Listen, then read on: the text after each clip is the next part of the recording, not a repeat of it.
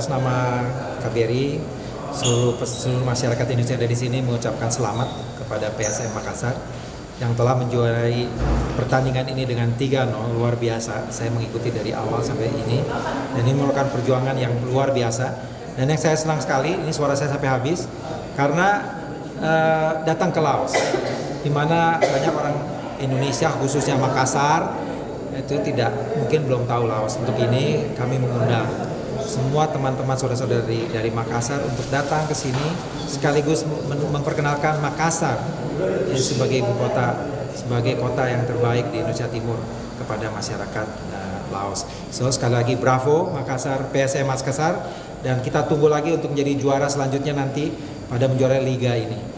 Sekali lagi good.